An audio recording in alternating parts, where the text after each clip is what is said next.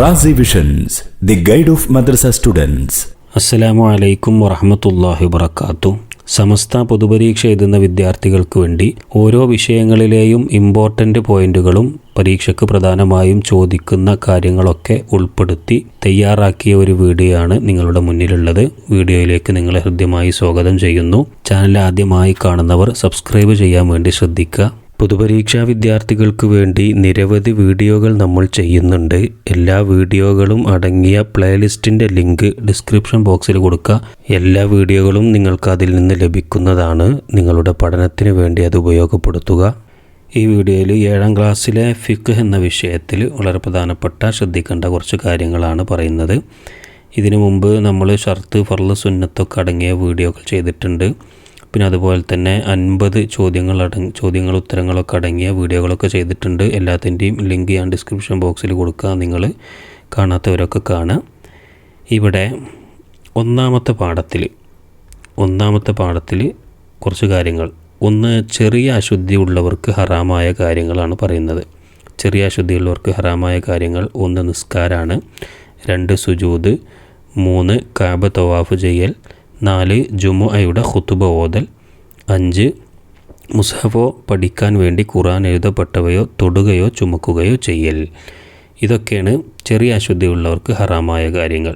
നിസ്കാരം, സുജൂദ്, കഅബ തവാഫ് ചെയ്യുക, ജുമുഅയുടെ ഖുതുബ ഓതൽ, മുസ്ഹഫോ പഠിക്കാൻ വേണ്ടി ഖുർആൻ എഴുതപ്പെട്ടവയോ തൊടുകയോ ചുമക്കുകയോ ചെയ്യൽ. ഈ 5 കാര്യങ്ങളാണ് ചെറിയ അശുദ്ധിയുള്ളവർക്ക് ഹറാമായ കാര്യങ്ങൾ. ഇനി വലിയ അശുദ്ധിയുള്ളവർക്ക് ഹറാമായ കാര്യങ്ങളാണ് പറയുന്നത്. വലിയ അശുദ്ധിയുള്ളവർക്ക് ഹറാമായ കാര്യങ്ങൾ അഥവാ പുറമേ എന്ന് ഇവിടെ കൊടുത്തിട്ടില്ലേ, ഈ 5 വലിയ അശുദ്ധിയുള്ളവർക്ക് ഓൾറെഡി ഹറാമാണ്. ചെറിയ അശുദ്ധിയുള്ളവർക്ക് ഹറാമായ 5 കാര്യങ്ങൾ ഓൾറെഡി വലിയ അശുദ്ധിയുള്ളവർക്ക് ഹറാമാണ്. അതിൻ്റെ പുറമെ 6ാമതായിട്ട്, അല്ലെങ്കിൽ ഇത് ഒന്നെ കൂട്ടുക, ഖുർആൻ ഓതുക, പിന്നെ 2 പള്ളിയിൽ താമസിക്കുക. ഖുർആൻ ഓതലും പള്ളിയിൽ താമസിക്കലും. അപ്പോൾ വലിയ അശുദ്ധിയുള്ളവർക്ക് ഹറാമായ കാര്യങ്ങൾ 5 പിന്നെ ഇതിലുള്ള 2 കൂട്ടിങ്ങാണ്ട് ആകെ 7 ഉണ്ടാവുമെന്ന് മനസ്സിലാക്കുക. ഇനി അതുപോലെ തന്നെ അടുത്ത് പറയുന്നത് ഹൈലോ നിഫാസോ ഉള്ളവർക്ക് ഹറാമായ കാര്യങ്ങൾ. ഹൈലോ നിഫാസോ ഉള്ളവർക്ക് ഹറാമായ കാര്യങ്ങൾ അതും പുറമേ എന്ന് പറയുന്നുണ്ട്. അപ്പോൾ ഏതൊക്കെ? ചെറിയ അശുദ്ധിയുള്ളവർക്ക് ഹറാമായ കാര്യങ്ങൾ ഹൈലോ നിഫാസ് ഉള്ളവർക്ക് ഹറാമാണ്. അപ്പോൾ അത് 5. പിന്നെ വലിയ അശുദ്ധിയുള്ളവർക്ക് ഹറാമായ 2 കാര്യങ്ങളുണ്ടല്ലോ, അതും അവർക്ക് ഹറാമാണ്. അവ 2 അതിൻ്റെ പുറമേ ഏതൊക്കെ? 1 ജിമാഅ് ചെയ്യുക, 2 മുട്ടുപൊക്കളിൻ്റെ ഇടയിൽ രമിക്കൽ, അതാണ് 2ാമത്തത്. 3 അവളെ സംയോഗം ചെയ്യപ്പെട്ടവളാണെങ്കിൽ അവളെ ത്വലാഖ് ചൊല്ലൽ. അപ്പോൾ ആ ഒരു 3 കാര്യങ്ങൾ കൂടി ഹൈലോ നിഫാസ് ഉള്ളവർക്ക് ഹറാമാണ്. അപ്പോൾ എത്രനായി? 5, 2, 7, 3 10 കാര്യങ്ങളായി. അപ്പോൾ ഇത് 1ാമത്തെ പാഠത്തിൽ പ്രധാനമായിട്ട് പറയുന്നതാണ്. ചെറിയ അശുദ്ധിയുള്ളവർക്ക് ഹറാമായ കാര്യങ്ങൾ, വലിയ അശുദ്ധിയുള്ളവർക്ക് ഹറാമായ കാര്യങ്ങൾ, ഹൈലോ നിഫാസ് ഉള്ളവർക്ക് ഹറാമായ കാര്യങ്ങൾ പ്രത്യേകം മനസ്സിലാക്കുക. ഇനി 1ാമത്തെ പാഠത്തിൽ തന്നെ വലിയ അശുദ്ധിയുടെ കാരണങ്ങൾ പറയുന്നുണ്ട് അല്ലേ. വലിയ അശുദ്ധിയുടെ കാരണങ്ങൾ: 1 ജനാബത്ത്, 2ാമത്തത് ഹയലാണ്, 3ാമത്തത് നിഫാസ്, 4 വിലാദത്ത്, 5 ഷഹീദല്ലാത്ത മുസ്ലിമിൻ്റെ മരണം. ഈ 5 കാര്യങ്ങളാണ് വലിയ അശുദ്ധിയുടെ കാരണങ്ങൾ. 1 ജനാബത്ത്, 2 ഹയൽ, 3 നിഫാസ്, 4 വിലാദത്ത്, 5 ഷഹീദല്ലാത്ത മുസ്ലിമിൻ്റെ മരണം. ഇങ്ങനെ 5 കാര്യങ്ങളാണ് വലിയ അശുദ്ധിയുടെ കാരണങ്ങൾ. ഇനി അതുപോലെ തന്നെ 1ാമത്തെ പാഠത്തിൽ തന്നെ കുളി സുന്നത്തുള്ള കാര്യങ്ങൾ പറയുന്നുണ്ട്. കുളി സുന്നത്തുള്ള കാര്യങ്ങൾ: 1 ജുമുഅ, പെരുന്നാൾ, ഗ്രഹണം, ഇസ്തിസ്കാ എന്നീ നിസ്കാരങ്ങൾക്കൊക്കെ പറയുന്നുണ്ട്. ഏതൊക്കെ നിസ്കാരങ്ങൾ? ജുമുഅ, പെരുന്നാൾ, ഗ്രഹണം, ഇസ്തിസ്കാ, ഗ്രഹണ നിസ്കാരം, അതേപോലെ ഇസ്തിസ്കാ മഴയെ തേടുന്ന നിസ്കാരം എന്നീ നിസ്കാരങ്ങൾക്കൊക്കെ കുളി സുന്നത്താണ് അല്ലേ. 2 മയ്യത്ത് കുളിപ്പിച്ചവർക്ക് കുളി സുന്നത്താണ്. 3 മുസ്ലിമാവുക, അപ്പോഴും കുളി സുന്നത്താണ്. 4 ഭ്രാന്ത്, ബോധക്ഷയം എന്നിവ സുഖപ്പെടുക. 5 മക്കയിലും മദീനയിലും പ്രവേശിക്കുക. 6 ഹജ്ജിൻ്റെ അമലുകൾ ചെയ്യുക. 7 റമദാനിലെ എല്ലാ രാത്രികളിലും. അപ്പോൾ ഈ സമയങ്ങളിലൊക്കെ കുളി സുന്നത്തുള്ള കാര്യങ്ങളാണ്. 1ാമത്തത് ജുമുഅ, പെരുന്നാൾ, ഗ്രഹണം, ഇസ്തിസ്കാ എന്നീ നിസ്കാരങ്ങൾക്ക്. 2 മയ്യത്ത് കുളിപ്പിച്ചവർക്ക്. 3 മുസ്ലിമാവുക. 4 ഭ്രാന്ത്, ബോധക്ഷയം എന്നിവ സുഖപ്പെടുക. 5 മക്കയിലും മദീനയിലും പ്രവേശിക്കുക. 6 ഹജ്ജിൻ്റെ അമലുകൾ ചെയ്യുക. 7 റമദാനിലെ എല്ലാ രാത്രികളിലും. അപ്പോൾ ഈ സമയത്തൊക്കെ ഇതൊക്കെ കുളി സുന്നത്തുള്ള കാര്യങ്ങളാണ്. 7 കാര്യങ്ങൾ പറഞ്ഞു. അതുപോലെ തന്നെ ഒന്നാമത്തെ പാഠത്തിൽ തന്നെ വുളൂ സുന്നത്തുള്ള കാര്യങ്ങളും പറയുന്നുണ്ട്. വുളൂ സുന്നത്തുള്ള കാര്യങ്ങൾ: 1 ഖുർആൻ ഓതുക, 2 ഹദീസ് പാരായണം ചെയ്യുക, 3 ബാങ്ക് വിളിക്കുക, 4 ഇഖാമത്ത് കൊടുക്കുക, 5 ഖബർ സിയാറത്ത് ചെയ്യുക, 6 പള്ളിയിൽ പ്രവേശിക്കുക, 7 ഉറങ്ങാൻ ഉദ്ദേശിക്കുക, 8 സഈ ചെയ്യുക, 9 അറഫയിൽ നിൽക്കുക, 10 ജംറകളിൽ എറിയുക. ഈ കാര്യങ്ങൾക്കൊക്കെ കുളി സുന്നത്തുകളാണ്. ഒന്നും ഇവിടെ പറയാം: ഖുർആൻ ഓതുക, ഹദീസ് പാരായണം ചെയ്യുക, ബാങ്ക് വിളിക്കുക, ഇക്കാമത്ത് കൊടുക്കുക, ഖബർ സിയാറത്ത് ചെയ്യുക, പള്ളിയിൽ പ്രവേശിക്കുക, ഉറങ്ങാൻ ഉദ്ദേശിക്കുക, സഈ ചെയ്യുക, അറഫയിൽ നിൽക്കുക, ജംറകളിൽ എറിയുക. ഇങ്ങനെ 10 കാര്യങ്ങൾക്ക് വുളൂ സുന്നത്തുണ്ട് എന്ന് നമ്മൾ ഒന്നാമത്തെ പാഠത്തിൽ പഠിച്ചിട്ടുണ്ട്. ഇത് മനസ്സിലാക്കുക. ഇനി മൂന്നാമത്തെ പാഠത്തിൽ നജസ്സുകളെ കുറിച്ച് പഠിക്കുന്നുണ്ട്. നജസ്സുകൾ അല്ലേ? നജസ്സുകൾ 3 വിധമാണ് എന്ന് പഠിച്ചിട്ടുണ്ട്. നജസ്സുകൾ 3 വിധമാണ്. അതിലൊന്ന് മുഗല്ലദാണ്. മുഗല്ലദ് പറഞ്ഞാൽ അതിൻ്റെ അർത്ഥം കഠോരമായത് എന്നാണ്. അതിലുള്ള നജസ്സുകൾ ഏതൊക്കെയാണ്? നായ, പന്നി, അവയിൽ നിന്ന് ജന്മമെടുത്തത്. ഇങ്ങനെ 3 അതിൽ എഴുതാണ്ട്. അധിക കുട്ടികൾ നായും പന്നിയും മാത്രമേ ഇതിലുള്ളൂ. അവയിൽ നിന്ന് ജന്മമെടുത്തത് എന്നും കൂടി അതിൽ കൂട്ടിക്കൊടുക്കണം. ഇതാണ് മുഗല്ലദായ നജസ്. ഇനി അതിലെ രണ്ടാമത്തെ ഐറ്റംസ് മുത്തവസ്സിത്താണ്. മുത്തവസ്സിത്ത് പറഞ്ഞാൽ മധ്യനിലയിലുള്ളത് എന്നാണ്. ഇതിൻ്റെ കൂടെ നമ്മൾ മനസ്സിലാക്കേണ്ടത് ഈ മുഗല്ലദ് ഉണ്ടല്ലോ ആദ്യം പറഞ്ഞത്, അത് ശുദ്ധിയാക്കേണ്ട രൂപമൊക്കെ നമ്മൾ പഠിച്ചിട്ടുണ്ട്. 7 പ്രാവശ്യം എന്ത് ചെയ്യണം? കഴുകണം. 7 പ്രാവശ്യം കഴുകണം. അതിൽ 1 പ്രാവശ്യം മണ്ണ് കലക്കിയ വെള്ളം കൊണ്ട് കഴുകണം എന്നൊക്കെ നമ്മൾ പഠിച്ചിട്ടുണ്ട്. അത് മനസ്സിലാക്കുക. രണ്ടാമത്തേത് മുത്തവസ്സിത്ത്, മധ്യനിലയിലുള്ള നജസ്സുകൾ കുറേ ഉണ്ട്. കാഷ്ടം, മൂത്രം, രക്തം, ചലം, മതിയ്, വതിയ്, ആമാശയത്തിലെത്തിയ ശേഷം ഛർദ്ദിച്ചത്, മനുഷ്യനല്ലാത്ത ഭക്ഷിക്കപ്പെടാത്ത ജീവികളുടെ പാല്, മൃഗങ്ങൾ തേട്ടിയരച്ചത്, മനുഷ്യൻ, മത്സ്യം, ജറാദ് എന്നിവ അല്ലാത്തതിൻ്റെ ശവം, ലഹരി ദ്രാവകങ്ങൾ. ഇങ്ങനെ കുറച്ച് കാര്യങ്ങൾ പറയുന്നുണ്ട്. ഇതൊക്കെയാണ് മുത്തവസ്സിത്തായ നജസ്സുകൾ. ഇതിൽ പിന്നെ ഇതുകൊണ്ട് നജസ്സായാൽ അതിൻ്റെ നിറം, അതേപോലെ തന്നെ മണം, പിന്നെ രുചി എന്നിവ നീങ്ങുന്നത് വരെ കഴുകണം എന്നൊക്കെ നമ്മൾ പഠിച്ചിട്ടുണ്ട്. അത് മനസ്സിലാക്കുക. മൂന്നാമത്തെ നജസിൻ്റെ ഇനം ഏതാണ്? മുഖഫഫാണ്. 1 മുഗല്ലദ്, 2 മുത്തവസ്സിത്ത്, 3 മുഖഫഫ്. മുഖഫഫ് പറഞ്ഞാൽ ലഘുവായത് അല്ലേ? ഈ അർത്ഥങ്ങളൊന്ന് മനസ്സിലാക്കണേ. ലഘുവായത് അതേതാ? മുഖഫഫായ നജസ് പറഞ്ഞാൽ അത് ഒന്ന് തന്നെ ഉള്ളൂ. അത് 2 വയസ്സ് പൂർത്തിയാകാത്ത, പാലല്ലാത്ത, മറ്റൊന്നും ഭക്ഷിക്കാത്ത ആൺകുട്ടികളുടെ മൂത്രമാണ്. ഇത് നമ്മൾ നിർവചനത്തിൻ്റെ ആ വീഡിയോയിൽ പറഞ്ഞിട്ടുണ്ടായിരുന്നു. അപ്പോൾ മുഖഫഫ് 2 വയസ്സ് പൂർത്തിയാകാത്ത, പാലല്ലാത്ത, മറ്റൊന്നും ഭക്ഷിക്കാത്ത ആൺകുട്ടികളുടെ മൂത്രം. ഇതാ മൂത്രത്തിനേക്കാൾ കൂടുതൽ വെള്ളം കുടഞ്ഞാൽ മതി എന്നൊക്കെ നമ്മൾ പഠിച്ചിട്ടുണ്ട്. അപ്പോൾ ആ രൂപത്തിലാണത് വൃത്തിയാക്കേണ്ടത്. അപ്പോൾ 3 നജസ്സുകൾ, അതിൻ്റെ പേര്, അർത്ഥം കൂടി അതിൻ്റെ കൂട്ടത്തിൽ ഒന്ന് മനസ്സിലാക്കുക. മുഗല്ലദ് കഠോരമായത്, മുത്തവസ്സിത്ത് മധ്യനിലയിലുള്ളത്, മുഖഫഫ് ലഘുവായത്. പിന്നെ ഓരോന്നിലും വരുന്ന നജസ്സുകളും അതിനൊക്കെ എങ്ങനെ വൃത്തിയാക്കുക എന്നും കൂടി പറയുന്നുണ്ട്. അതും കൂടി ശ്രദ്ധിക്കുക. ഇനി നാലാമത്തെ പാഠത്തിൽ സക്കാത്തിൻ്റെ ഇനങ്ങൾ പഠിക്കുന്നുണ്ട്. സക്കാത്തിൻ്റെ ഇനങ്ങൾ. സക്കാത്ത് 2 ഇനമാണ്, 2 വിധം അല്ലേ? 1 സക്കാത്തുൽ ബദനാണ്, 2 സക്കാത്തുൽ മാലാണ്. സക്കാത്തുൽ ബദൻ, സക്കാത്തുൽ മാൽ, ഇതാണ് സക്കാത്തിൻ്റെ ഇനങ്ങൾ. പിന്നെ ആ പാഠത്തിൽ തന്നെ സക്കാത്ത് നിർബന്ധമാകുന്ന വസ്തുക്കൾ പറയുന്നുണ്ട്. സക്കാത്ത് നിർബന്ധമാകുന്ന വസ്തുക്കൾ ഏതൊക്കെ? 1 സ്വർണം, 2 വെള്ളി, 3 സാധാരണ ഭക്ഷണമായി ഉപയോഗിക്കുന്ന ധാന്യങ്ങൾ, 4 കാരക്ക, 5 മുന്തിരി, 6 ആട്, 7 മാട്, 8 ഒട്ടകം. അപ്പോൾ എന്തൊക്കെ? സ്വർണം, വെള്ളി, സാധാരണ ഭക്ഷണമായി ഉപയോഗിക്കുന്ന ധാന്യങ്ങൾ, 4 കാരക്ക, 5 മുന്തിരി, 6 ആട്, 7 മാട്, 8 ഒട്ടകം. അപ്പോൾ ഇതൊക്കെയാണ് സക്കാത്ത് നിർബന്ധമാകുന്ന വസ്തുക്കൾ.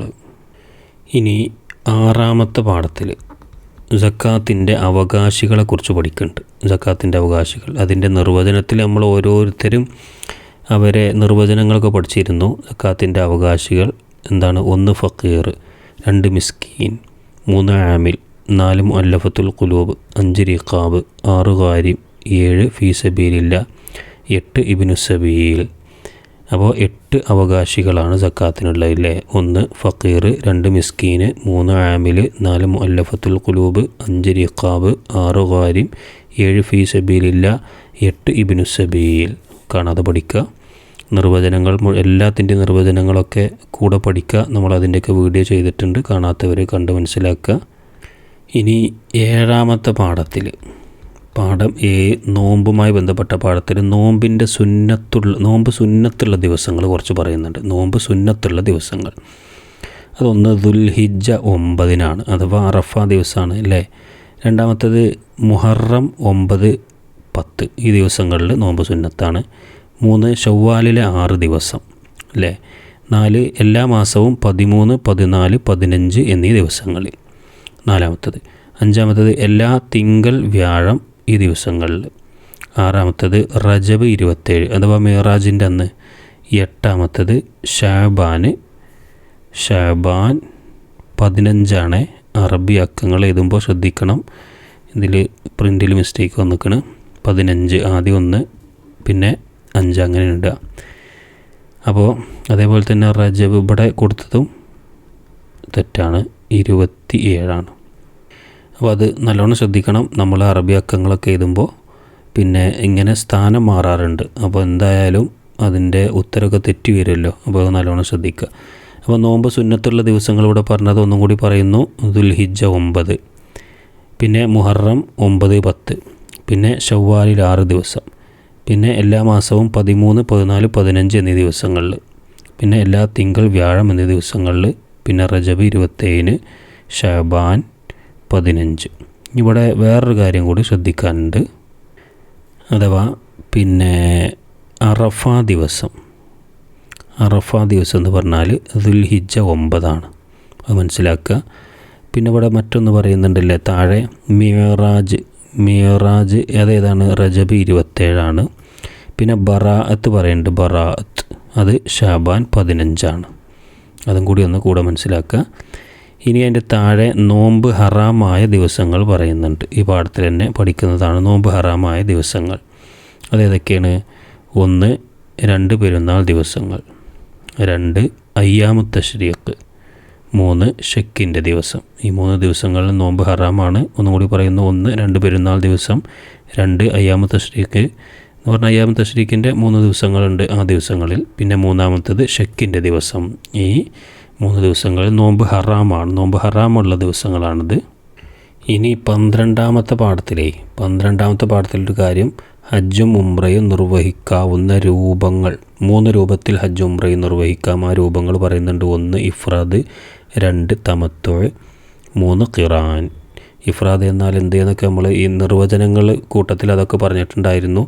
ആദ്യം ഹജ്ജും പിന്നെ ഉംറയും ചെയ്യലാണ് ഇഫ്രാദ്. പിന്നെ ആദ്യം ഉംറയും പിന്നെ ഹജ്ജും ചെയ്യലാണ് തമത്തുഅ്. ഹജ്ജിനും ഉംറക്കും ഒരുമിച്ച് ഇഹ്റാം ചെയ്ത് ഹജ്ജിൻ്റെ അമലുകൾ ചെയ്യലാണ് ഖിറാൻ. അപ്പോൾ അതും കൂടി മനസ്സിലാക്കുക. ഹജ്ജും ഉംറയും നിർവഹിക്കാവുന്ന 3 രൂപങ്ങൾ ഇവിടെ പറഞ്ഞു. ഇനി 14ാമത്തെ പാഠത്തിൽ, പാഠം 14, ഹജ്ജിൻ്റെ മീഖാത്തുകൾ പറയുന്നുണ്ട്. ഹജ്ജിൻ്റെ മീഖാത്തുകൾ അതിലൊന്നാമത് പറയുന്നത്, മക്കയിലുള്ളവരുടെ ഹജ്ജിൻ്റെ മീഖാത്ത് മക്ക തന്നെയാകുന്നു എന്ന് പറഞ്ഞിട്ട്. മക്കയിലുള്ളവരുടെ ഹജ്ജിൻ്റെ മീഖാത്ത് ഏതാ? അത് മക്ക തന്നെയാണ്. ഇനി അല്ലാത്തവരുടെ, മക്കയിലുള്ളവരുടെ ആദ്യം പറഞ്ഞു, അല്ലാത്തവരുടെ ഹജ്ജിൻ്റെ ഉംറയുടെ മീഖാത്ത് 5 1 ദുൽഹുലൈഫയാണ് 1ാമത്തത്. അത് ആരെ മീഖാത്താണ്? മദീന ഭാഗത്തുകൂടി വരുന്നവരുടെ മീഖാത്താണ് ദുൽഹുലൈഫ. 2 ജുഹ്ഫയാണ്. ജുഹ്ഫ ആരെ മീഖാത്ത?